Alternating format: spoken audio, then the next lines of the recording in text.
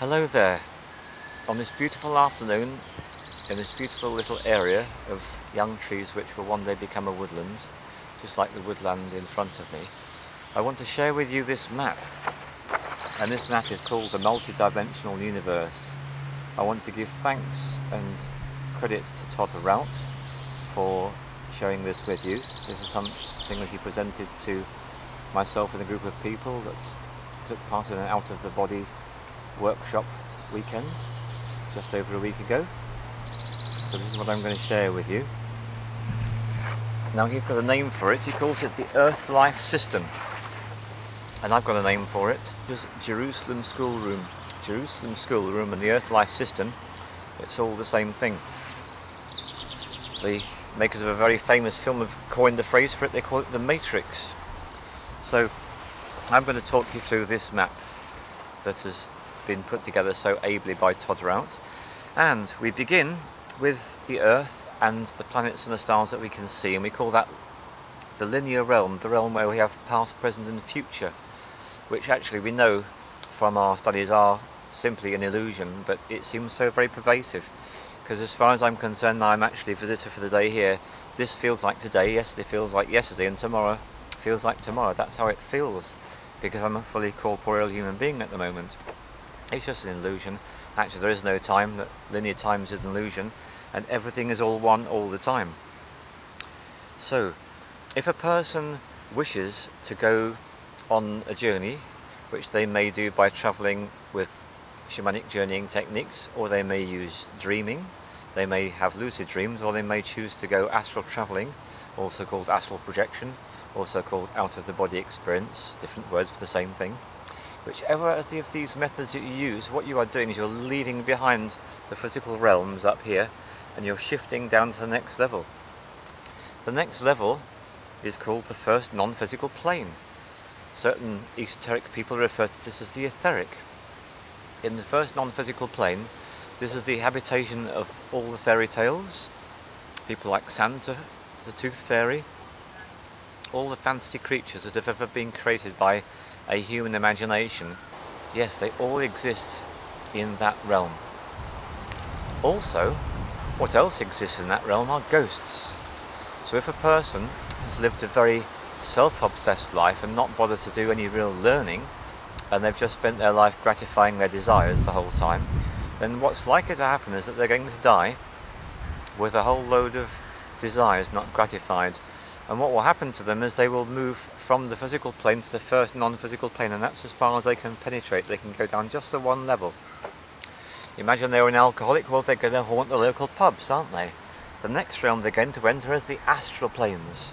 And the astral planes has got a lot going on there. If you read books about this subject, you will find that there are references to such terms as the lower astral. The lower astral is a realm of the hell realms. So this is where all the most awful things of people's imagination actually do exist. I'm talking about devils with pitchforks, I'm talking about people being roasted. Yes, all that actually does take place at a plane of existence. The plane of existence it takes place is at the lower astral plane. If a person is having an out-of-body experience, and it's one of their early experiences, and they suddenly find themselves in the hell realms of the lower astral, they're going to be in for quite a shock, as you can imagine. And what they need to know before they set off doing any such work is they need to be aware there's something they can do in their so-called out-of-the-body state, astral travelling state, that will enable them to shift their rate of vibration.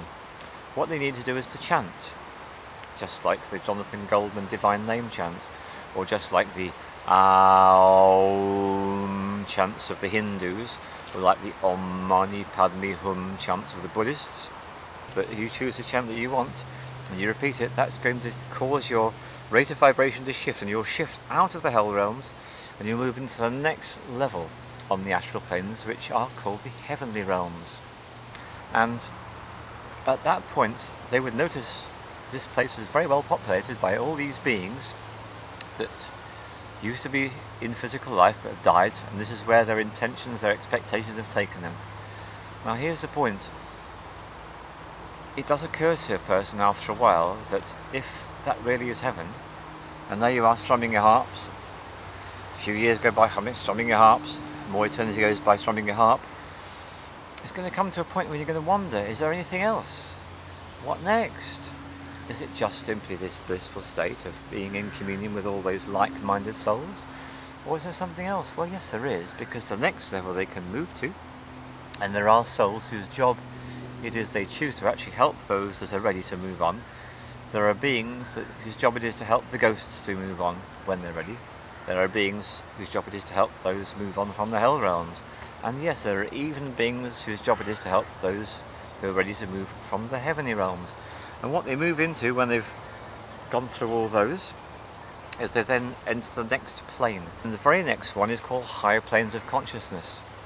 In higher planes of consciousness, what's happening is everything is becoming a lot more fluid.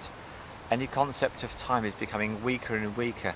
Any concept of form or space is becoming weaker and weaker, and it's becoming more like things really are.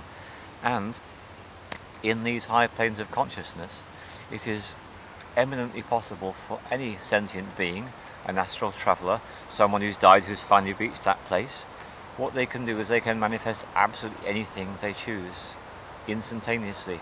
So the person has moved from being a participant in a shared construct in the heavenly realms, they're participating in a shared construct which has been shared by the other millions or billions of souls that are choosing to stay in that place. It's all different in the high planes of consciousness. What they have now is complete and utter freedom to manifest anything they like. And so the sky is literally the limit. This is a place where it's possible to meet other beings from other realms, what some people might call extraterrestrials, other people might call them cosmic brothers and sisters, or their cosmic family. All sorts of things are possible. Not just the possible, but the impossible. Not just the possible and the impossible, but the inconceivable. It's all possible on this realm of the higher planes of consciousness. And there's still further, because when the person has experienced this realm to sufficiency, what they can then do is they can move even further to the next realm. This is the one I've alluded to already a couple of times. This is the soul plane. The soul plane is the residence of your higher self. In other words, it's where you come from. It's your home. It's where you reside.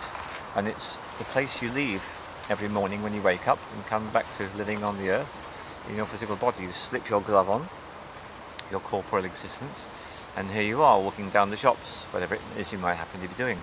So this astral travelling person, they've really been through it from the physical plane to the first non-physical where the ghosts are, called the etheric, into all the astral realms, all the way through them, into the higher planes of consciousness, all the way through them and into the soul plane, the residence of their higher self.